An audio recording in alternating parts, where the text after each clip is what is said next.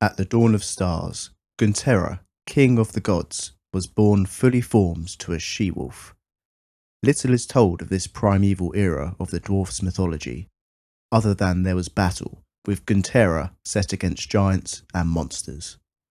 From darkness and the bones of a giant, Guntera is said to have moulded the land as it is and bestowed order upon it.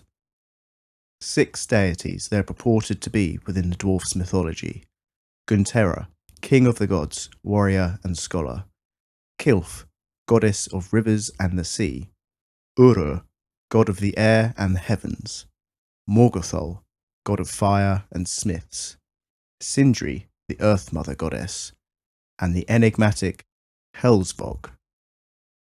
The exact genealogy and relation between all of these deities is unclear.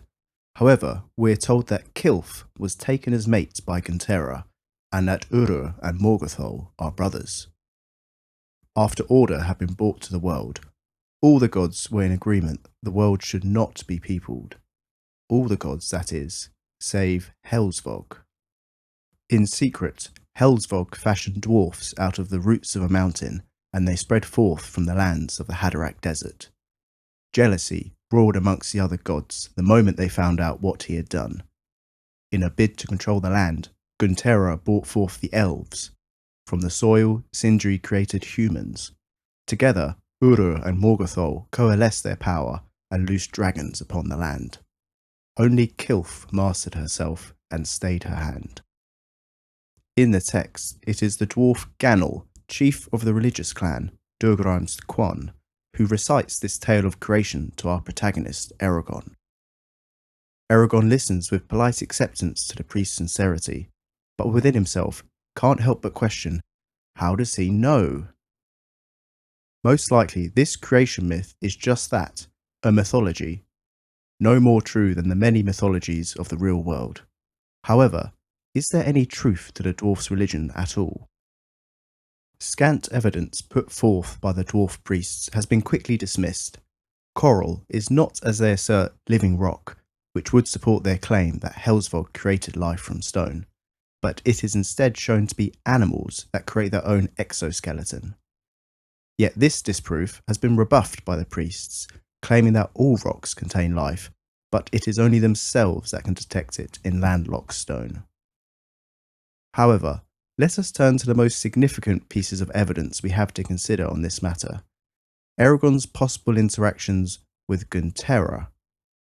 Whilst flying from the Beors to Elismira during the events of Brisinga, Eragon and Saphira encounter a storm that severely hampers their journey. In desperation and hope, Eragon whispers a prayer to Guntera to calm the storm to speed them on their way. Sometime later in the night, the storm does indeed lessen, allowing them to resume progress to Elismira. Was Guntera truly responsible for calming the storm, or was it just down to the random forces of nature at work? Shortly before this event, Eragon is shown what seems near irrefutable proof of Guntera's existence. During the coronation of Auric as king, Ganel calls upon Guntera himself to make his judgment on Auric known to them all. To Eragon's surprise, Guntera seemingly reveals himself at Ganel's request. The manifestation Eragon beholds is no mere apparition, it seems. No surge of energy or magic is felt emanating from the dwarf priest. He also notes the presence of a tangible consciousness that accompanies the being, and he is at a loss as to how that could be faked. After the coronation, Eragon directly asks Auric about what they had just witnessed. Was that really Guntera who crowned you? Auric thinks seriously for a moment before responding, "It was as close to Guntera as we are ever likely to see on this earth." This is a fairly cagey response from Auric, who then tries to bring the topic to a close when he follows up with, "Does that answer your question, Eragon?" Eragon persists with another question, however, asking if Guntera has always arrived when called upon. Auric informs Eragon of the heretic kings and queens, they who had failed to garner Guntera's blessing, yet still insisted on taking the throne, and how the reigns of each of them had been short and unhappy. So, even though the clan meet elected you their leader, if Guntera had failed to crown you, you would not be king now. That or I would be king of a nation at war with itself. I was not overly worried about the possibility. With the Dwarven in the midst of invading the Empire, only a madman would risk tearing our country apart merely to deny me the throne.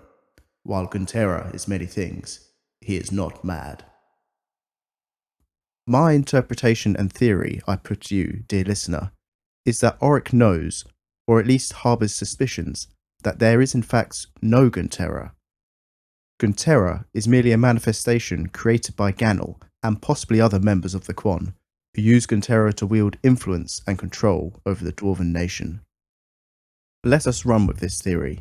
When Oric says, "It was as close to Guntera as we are ever likely to see on this earth," then this fits, as a fake is the closest thing you are ever going to see.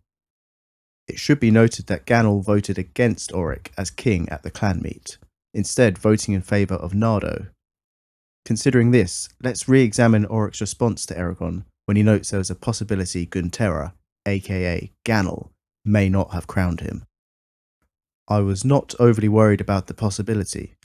With the Dwarven in the midst of invading the Empire, only a madman would risk tearing our country apart merely to deny me the throne. While Guntera is many things, he is not mad. With our theory in mind, we can see that what Oric is actually saying here is he was not overly concerned that Ganel could try to veto Oric's rule. Doing so would have thrown the Dwarven nation into turmoil during a time of war, which would not have served anybody's interests.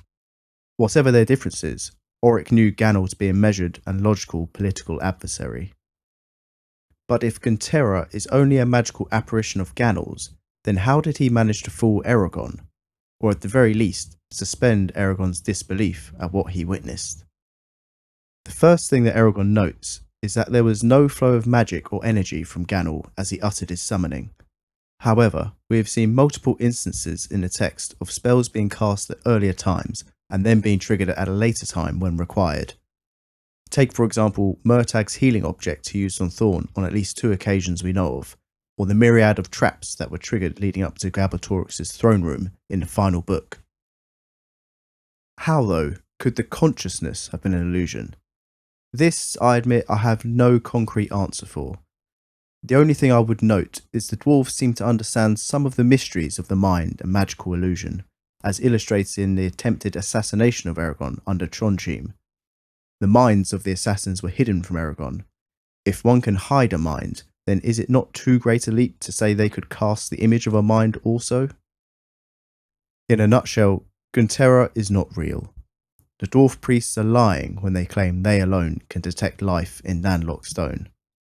The Quan clan have been using the Dwarven religion and mythology to amass wealth and influence over the Dwarven nation, most notably with the apparition of Guntera at each coronation. Eragon's prayer to Guntera went unanswered. It was only the forces of nature that calmed the storm. Thank you very much for watching and listening. If you'd like to see more content like this relating to Christopher Paolini's work, please do subscribe and consider hitting the like button. The next video's topic will be concerning spirits and shades.